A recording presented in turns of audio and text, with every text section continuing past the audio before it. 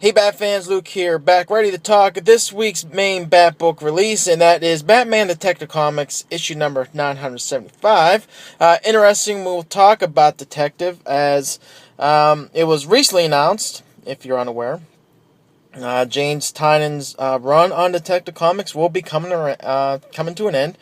Sometime in May. I did not catch who will be replacing him on Tech, but I will say we're going to see James Tynion bring his run to an end, and we'll see how it goes. Detective started off very good, and unfortunately, circa, let's say, that Deus Ex Machina storyline with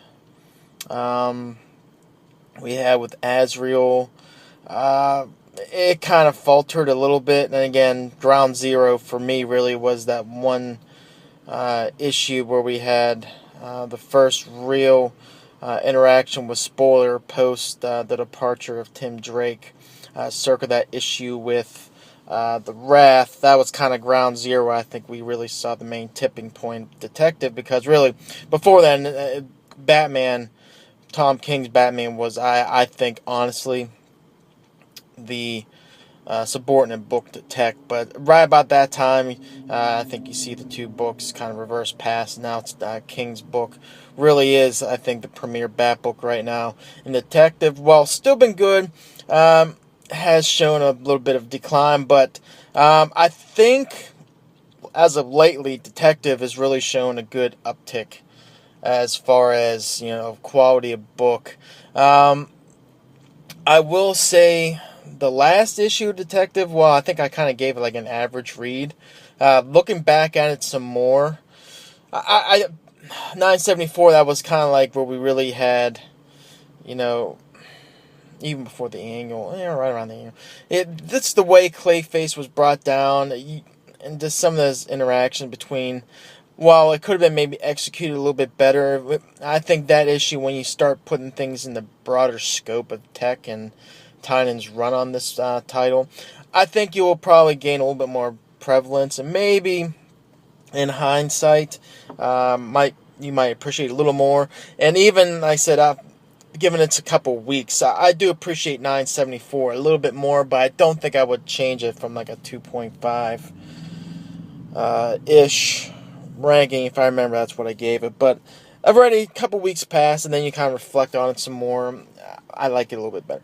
But either way, this issue was a real big uptick, and also in this issue it was nice to see is Alvaro Martinez come back on art duties. Martinez really a prominent part of the art in the early part of Detective's run.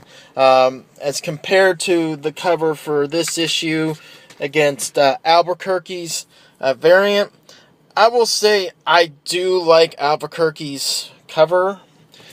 While it might be just more stylistically a little more appealing, and I do like the colors on it, I think this cover more is a tie-in to the story, where you kind of get the theme of, is Batwoman kind of, don't want to say in prison, but you basically get the feeling of, she's kind of on the outside looking in. Is she the outsider? Is her fate right now in the hands of Batman?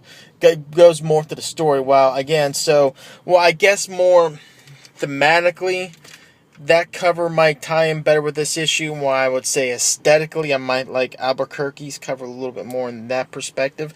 I would actually give the nod to Martinez on this cover.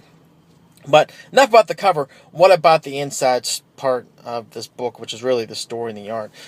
Just real quickly, the art. I just absolutely think Martinez just hit this thing out of the park. Really consistent with what we've seen with him earlier in Tech, like I mentioned. But the good thing about this is that you really see some really cool ways of really accentuating the story. You see a lot of this, kind of like, if you remember back in Batman Eternal, where you kind of like the title page, where the first half would be a big splash, and you used to have like the credits in the circle. Well, you don't get like that exact type of page layouts in the art in here, but what you do get is like these kind of like third page full splashes that really came out really weird, but just really interesting ways to really break up the paneling. And again, you go from maybe a third of 2-page splashes, you get maybe like a 7/8. Not even that. This is like a 2-page splash, and it's like 80% of it is like the whole kind of splash, but you get intermingling parts of panels in between. And then you get stuff like this. It's just, oh man, that glare is freaking killing it. You get, pages like this and like that, and then you actually get ones where it's just like this one page in particular. I remember, this one was awesome, by the way. Nightwing, as he's kind of giving his thoughts. We'll go real quick on this here in a second, but you got the Nightwing symbol, and you actually have, like parts of what he's talking about. Kate sitting there with the gun, doing something obviously Batman wouldn't do, going up against Clayface, and then Bruce reflecting back at his time. It's just awesome the way Martinez did the art. I'm going to go to this one page where nothing's really said as per se. And that's the end. It's like a silent page. It's a full page splash, and you're really getting at what they're trying. Here it is. Just really the Bat family just really pondering on what the heck is going on. And I just absolutely love this. It's a full page splash, not two. So, yeah, it's still a splash page, obviously. It's not a 2-page splash. But it just really hit home, kind of like the theme and kind of like the motion of what the story is really being told here. And the story within what's happening right now is more of a fallout of what Kate did with Clayface. And Batman really trying to come to grips of what to do with Kate moving forward. Because obviously her decision to shoot Clayface and kill him, put quotes around kill him, obviously violating the main tenet behind Batman and what he stands for, and it's obviously no killing. And what I like about this issue is that he doesn't rush to really make a decision brashly on its own. So what he does, he brings in all the members of the Bat family, circa or removed, to kind of keep people right now, if you've been following Detective, minus Batwing and Jean Paul Valley, and obviously Kate Kane, kind of what to do moving forward. And what all they're doing in this meeting they have in the Batcave is really kind of what each member's perspective or 2 cents is on what to do moving forward. And while I think Damian is a very small part in this issue, which I'll get to the bad here in a minute. Damian really doesn't really have much to say, but what I do like about what Tynion does, or Tynion, whatever, does with Damian, it's perfectly Damian. It's arrogant, and he's like, when asked for his opinion, he's like, basically, what, I don't think any of you guys should be considered, part of the Bat family, obviously because he's, Bruce's son, and it's just the way that came off, where some people might think that would be kind of cheap in how it was done. It was really, that's just Damian to a T, believe it or not. Tim's part in this, I get what he's saying, the whole thing, what he wants to do, the Pax Batman kind of concept, and really making the Batman and the Bat family something more, into a cohesive group serving for the society as a whole. I get it. But really the people that really, I think, really stole the show, while Nightwing, I do want to kind of talk about for just a second. His interaction with Barbara, by the way, just freaking awesome. But when asked what to maybe weigh in on the subject, I think Nightwing's response, while I won't say everything that he says, is really something that, if you look at Nightwing as a whole and Dick Grayson as a whole throughout time, is really captured really well in this issue. And it mentions the fact that, granted, what Kate Kane has done, it's wrong. No doubt about it, it's wrong. But he mentions the fact, he tends to see the good in people. And if you remember back in the stories like the Black Mirror, where it kind of reflects, the difference maybe between what Dick does as Batman versus what Bruce does as Batman, where Batman is obviously the more brooding version of the character, and while he might ultimately see the good in people a little more than maybe he might portray off to others. It's really hard for him to kind of, don't want to say fully trust inner people's motives behind what they do sometimes, and he always kind of keeps people a little bit more, at arm's length. Whereas Dick, what he'll do, again, he'll acknowledge something is wrong, but he'll see, like I said, he'll see the better side of people more than Bruce, and in doing so is a little more forgiving and a little more trusting, and that's kind of hit on in here, where he's basically saying, you know what, yeah, obviously what Kate done is wrong, but that said, let's not make a rash decision here. Maybe give it some time and give her a chance to kind of redeem herself. And I think that's really kind of harken back to prior stories, and really the difference between Dick Grayson as a character and Bruce Wayne as a character as well. But the two people I think really stole the show in here, I think, were Red Hood and especially Batgirl. Red Hood, it's perfect that he was mentioned in here. Oh man, I got a little ding in that page. Son of a gun. Alright, well, that's why I get two versions to get the alternate cover, too. What he mentions here is that everyone thinks right off the bat, that, he decided he killed somebody, so, matter of fact, I'm just going to just shut this book. He mentions the fact that, everyone's going to jump the gun and say, hey, she killed someone. All Red Hood's obviously going to sit there. Jason's really going to say, oh, well, killing's not that bad. That's not what he's saying. He's saying, I obviously lived that part of my life where, I thought it was okay. The ends justify the means. And really, if it comes down to it, prevent the revolving door on Arkham, we put the criminals in there and they come right back out. Hey, that means taking them down permanently. Hey, so be it. That was the Red Hood way, circa, Grant Morrison's run.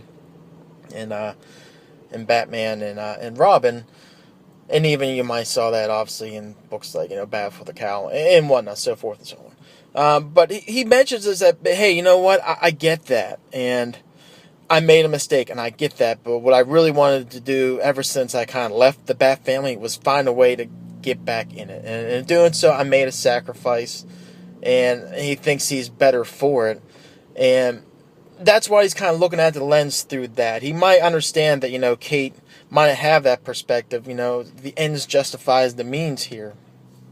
And just because I might have made a mistake, or maybe if that was just my way of thought, it shouldn't automatically, just make me just a bad person or an outcast from the Bat family. And that's what Jason's basically saying in this. And it's just, what, I get it from her perspective. Maybe it's different from what everyone else is thinking, but I get it. And if that means that we'll just kind of have our own kind of shared experience with that, so be it. But that's why she's basically, from his perspective, it's really, let's not rush to judgment here. Because maybe obviously, look what I did, my experience. It doesn't automatically make you a bad person. You can come back from it. Which I kind of like from Jason. Maybe it's a little more touchy than maybe what we'll see. So I don't know if it's really going after the key tenets of the Red Hood or Jason Todd character. But I get it. And I really like that point of view. Which I exactly think that point of view.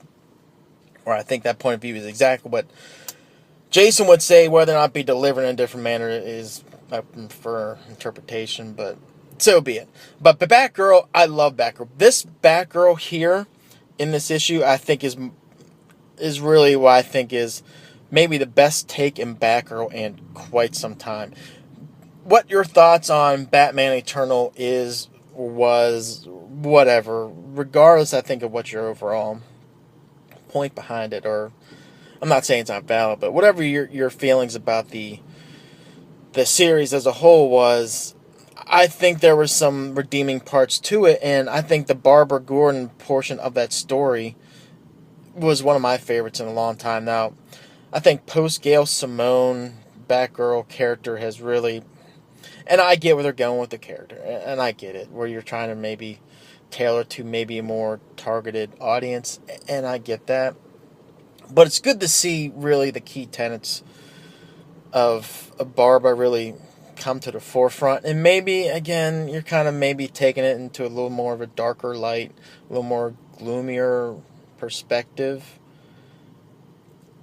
It might be different from what they're trying to do now, but I like that part of Barbara. She's a strong person, she's intellectual, and she battles through adversity and really, really shines in places where, again, you're thinking the theme of this story, how she really comes through as a leader and really says things that maybe some might be afraid to say. It's really what's encapsulated in this particular issue, and it's awesome. And when she basically comes down to saying, you know what, and I'm just going to go ahead and paraphrase this because it's done like over 5 or 6 pages. It's like, this is not Bruce, you coming here and kind of unsure really what to do. Maybe, I mean, again, strictly paraphrasing, this is you just upset because this is someone you really can't control. This is her taking, the bat symbol and making it her own. I mean, you really can't sit there and just strip her the bat symbol because this is her take. This is her way of doing things. And her being not really as deeply connected to the Bat family as someone he might have more control over with, like Dick at their time as a child. With Robin, obviously Damian being his son, and then also with Jason and Tim. He has more of a line of influence with those characters, but Kate, he has to kind of give and take a little bit. So his line of control, his sphere of influence on Kate is not as strong as it is, or as more controlling or central it is as the other members of the Bat family.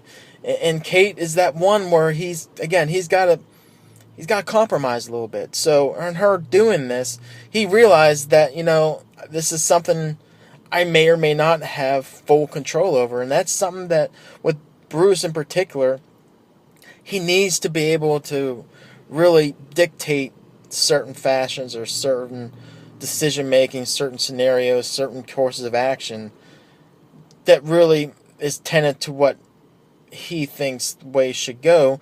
And with Kate, he really can't do that. There's got to be a little bit of give and take.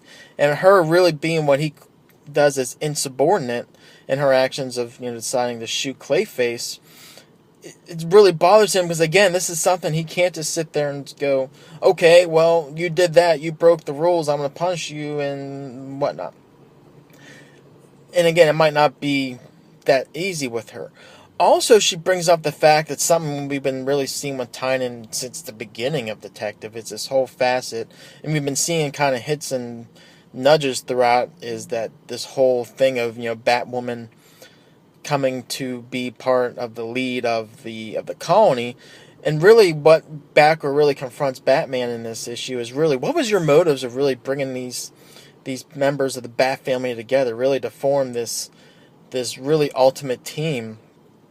And she confronts him. It's like, you know what?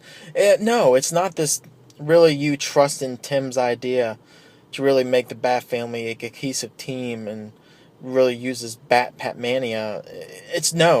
It's you saw the writing on the wall. This was someone coming in who were going to sit there and try to pluck the loose members of the Bat family together to be part of the colony. And your way to do that was to obviously encapsulate an environment where you can control things, where you can dictate things, and in doing so, you bring the team together, and you kind of, again, this might be kind of going against what I was saying before, but I think there's a ulterior motive to where he might be, quote-unquote, compromising a little bit and allowing Tim to really go through his way of really bringing things together with the Belfry, and again, compromising a little bit with Kate.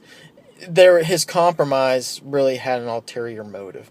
And this is really Batgirl really shoving it right into Batman's face, with her basically saying, hey, if she's bad and her motives actually are not in Gotham's best interest, hey, I will fight with you, I will fight side by side with every one of you. But right now, this is just kind of you just throwing a little bit of a temper tantrum. And even I think Jason said that, but I think Barbara really kind of articulated that. So this is Barbara really standing up in her true, what I think is her true nature of her character, through her intelligence and her ability to deduct, from past experiences and evidence, and really use deductive reasoning, and really shoved it right in Batman's face. And I get that. and toward the end of the issue, you really you see again what do you think? I mean, we've been seeing glimpses of the future with Batwoman leading the colony anyway, and basically what it comes down to her going back to the anniversary of the death of her mother. Which to really, if this seemed kind of lost to you, this is where you really got to go back pre-New 52 and read Detective Comics and the story Elegy, which was just awesomely done by Greg Rucka and J.H. Williams III.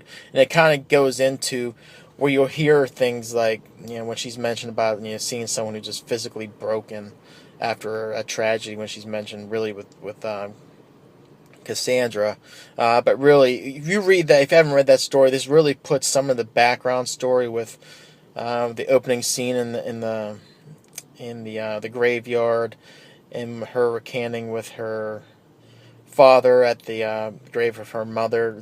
That will put more in context and what really is meant within those scenes. But it's ultimately her making the decision, join her father and lead the colony in this, aggressive movement to protect Gotham in maybe a different way than the Bat family has done. So again, this is, if I had to really bum anything, there's really two things I would bum. First off, and I'm not going to flip to the page, there's a page in here where Cassandra just really just punks Damian, and I get it. Damian is a punk, but she physically punks him. And I'm not saying that Cassandra couldn't take Damian in a fight. I'm not saying that. I just think it was just aggressively, just seemed kind of off, because I would think Damian, you see Damian, he's just not going to be able just to sit there and just, he puts his hand on you and someone just really just takes him down, lickety split. I just see Damian putting up a little bit more resistance to that. But I did like Tim's reaction to seeing that, and again, harken back to Grant Morrison's run, just the early friction you saw with Tim Drake and Damian. It was just hilarious. So while I really didn't appreciate that all that much, it kind of is what it is. Also, I think the cliffhanger at the end with her decision to really join the colony might have been originally meant to really be more impactful than probably what it is. I just think it's someone you should have saw this coming a mile away. If you didn't, there's nothing necessarily wrong with you, but you can probably use deductive reasoning to kind of see how this is going to be the catalyst for her to really go into the colony, if you've been really paying attention to Titans run throughout. So all in all, this was a really good book. I'd be kind of curious to see from everyone else's perspective, if those who really didn't find this as enjoyable as I did. I'm not saying your point of view wrong. I just want to see where you're coming from, because I mean, you saw just the incorporation of everyone in here. Rarely do you see Damian and Batman together in Bat books. And when you do see it, it's always nice to see. But it's great to see, again, Batgirl, Nightwing, Tim Drake, Red Hood, Bruce, all of them back together. The quote-unquote just core members of the Bat family come together in an issue like this, which is great.